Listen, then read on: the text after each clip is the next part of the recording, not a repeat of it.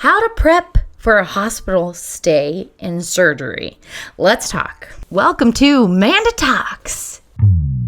Light up, light up, light up. Yeah. This is a part of my cancer series. So if you're diagnosed with cancer, this is the surgery episode. This is what you need to know, what to bring to the hospital, how to prep. If you are just going in for a regular old hospital major surgery, this will also be helpful. But just know that leave the cancer stuff out of it because that doesn't pertain to you. This does help to people who are also having major surgeries. I know a lot of people have major abdominal surgeries all the time. You're having a major surgery. I'm telling you, I got your back. Here you go. You have a major surgery coming up. Obviously, surgeries are scary and they're really hard to deal with. And you don't know what the heck you are going to need, how to prepare. Well, this is part of my cancer series where I have 15-minute long podcast episodes. This one is how to prep for a surgery. So feel free to use that if this pertains to you, even if you don't have cancer, my friends.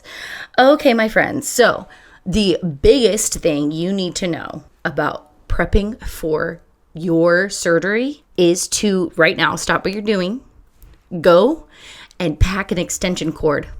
Go. No one will ever tell you that you need an extension cord, but that will be number one thing you need to pack, okay? Forever, you will have an extension cord in your to-go bag. Yeah, an extension cord and a phone cord. They go hand in hand, but you literally will not be able to use your phone cord without your extension cord.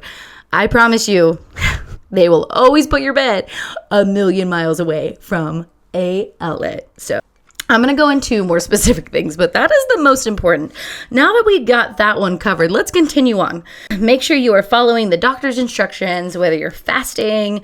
And I always take a shower. Always take a shower and wash your hair before the surgery. I always recommend to braid your hair. You might not always have hair at the time, but if you do have hair, make sure it is fully washed and fully braided before you even go in. You don't want to deal with it. And that is with hygiene. You're going to make sure you pack some dude wipes. Dude wipes are like golden, okay? They kick the scent. This is not sponsored, but you know where to find them. The next thing you're going to want to do is you're going to want to make sure you prep your post-surgery support. Post-surgery support could look like a lot of things. It could look like, hey, Grandma, can you watch me on December 6th? I'm getting out of surgery and my mom has to work. Can you just stay at home with me and just make sure I'm fed and just hang out with me? Or it could look like, hey, I need someone to deliver me food on these days because I will be incapacitated. So try to think ahead of what your needs will be. And if you don't have a lot of support, this is your chance to really lean into the community. See how you can ask the people around you that you don't normally would ask for help, and they would really surprise you. Like I had this one girl who's now my best friend make me a whole array of soups for an entire week post-surgery. And when I say it was the most helpful thing, I did not ask for it. It was the most helpful thing. And it was a friend that I didn't think we would be friends. So they will come out of the woodwork and accept the help. I know it's hard, but try to accept it. So make sure you plan for the aftercare. You know, if you're not able to get up, really take into account that you need that rest. It's okay to rest. Like, I know it's really hard for us to process that living in, a fast-paced society, but I'm telling you, you have my full permission. Sit your booty down and rest, okay? Ask everyone to help you, and they will. They definitely will. And if they aren't helping you, then you could say, thank you, I love you, that wasn't helpful, but I'm going to ask for help somewhere else. And that's totally okay to do. You also need to prepare your home. Make sure you're asking the doctor what your needs are. Like if you're not allowed to, lift up your arms because you have stitches across here, then make sure you are accommodating that at home. You're not reaching for the shower head. You're not reaching to get a cup. You're asking other people to help you, or you're purposely pre-placing all the cups on a lower surface the week before your surgery. So if you know you're going to have a full breast augmentation for the next couple weeks, it's going to be hard to lift your arms, then move all of your cups to a place that you could reach them. Move all of your hair brushes, your shampoos, move everything in a reachable area so you already have yourself prepped for success. And that's just something I think people don't really consider.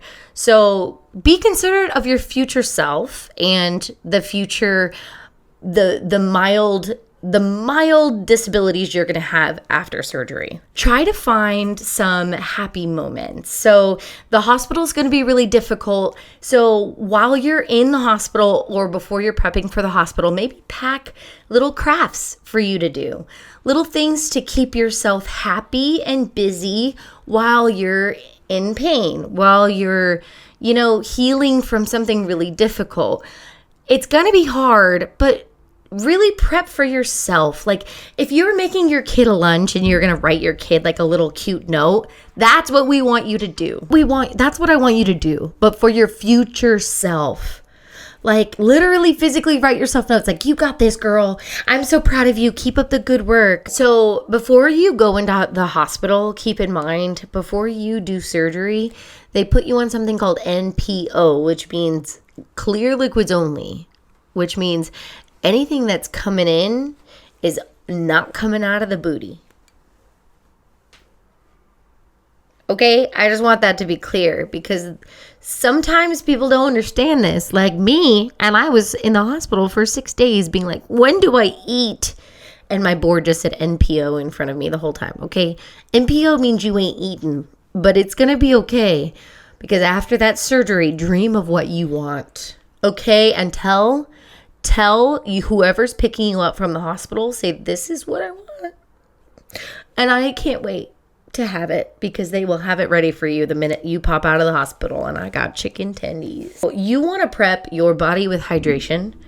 Really hydrate your body before you go into the hospital. If you, obviously a lot of times it's difficult because you're probably going through chemo before. But if you can really get some water in, try to get some water and some nutrients in. Okay, so back to packing for the hospital. I started the video by telling you about the extension cord. That is true. You need that. That is 100% true.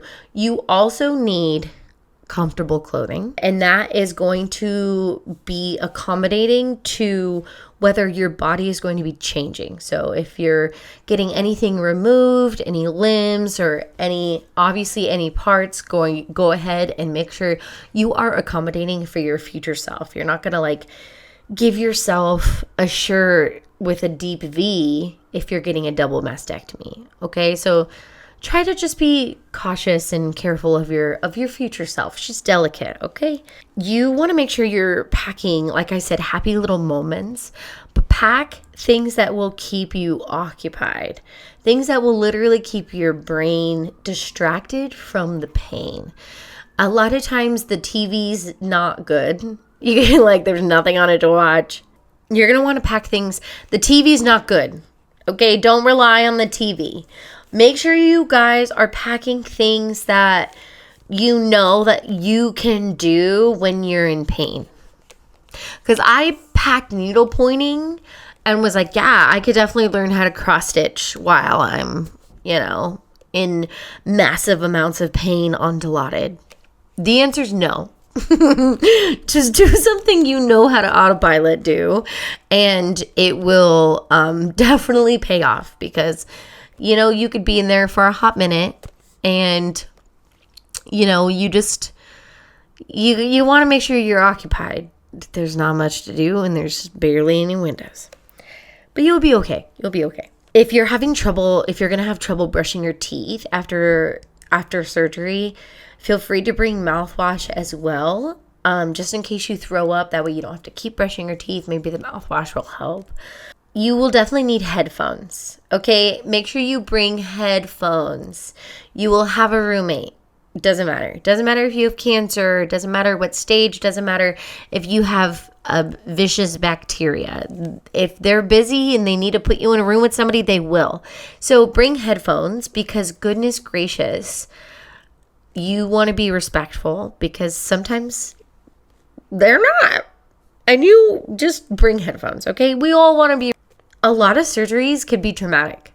So if you feel like you need to talk to somebody about your surgery, I always recommend it. Go ahead and talk to a counselor or a therapist about the situation, or a support group.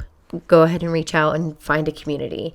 I feel like any medical trauma is trauma. So I feel like if you want to talk about it, find a safe place to talk about it, and know that I'm here for you as well. I know that it's really hard. So I just know that could happen, but there's people for you out there. And, you know, a lot of times, like, some surgeries are really scary. And if you want to talk about it, let's talk about it. I totally understand. And if you don't, also understandable.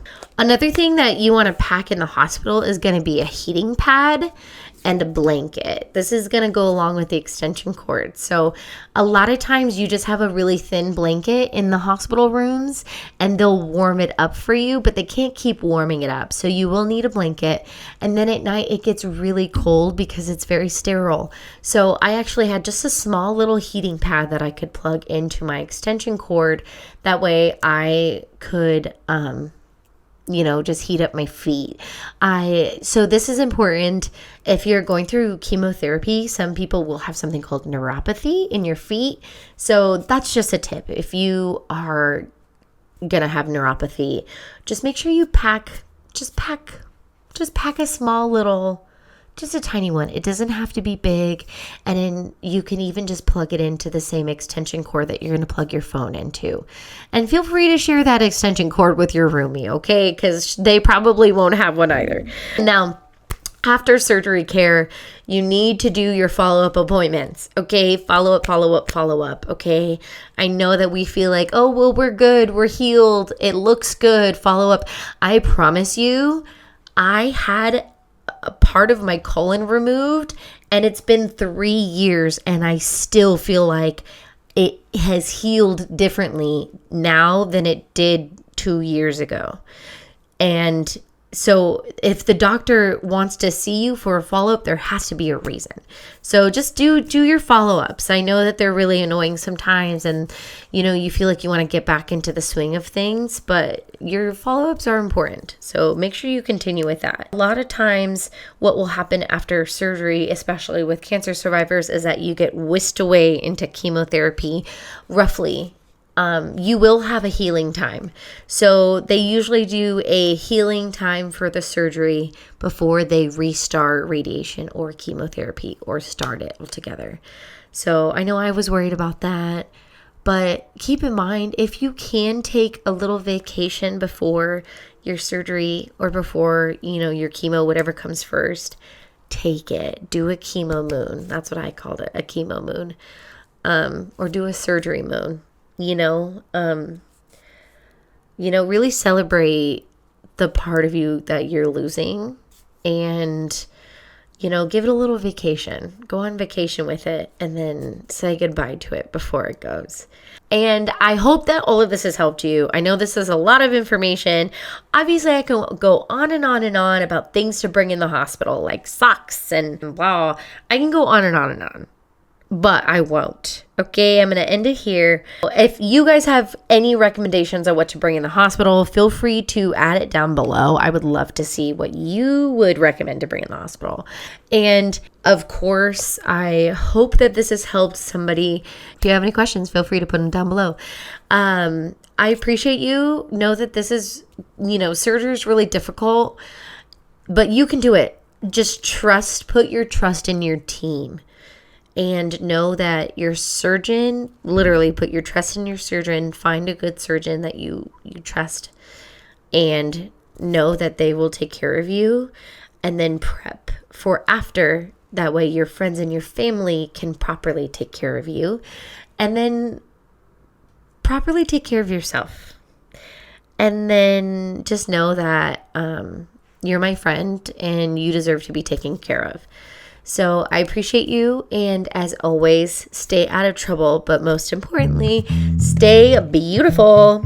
Bye, my friends. It was a pleasure. That's my theme song.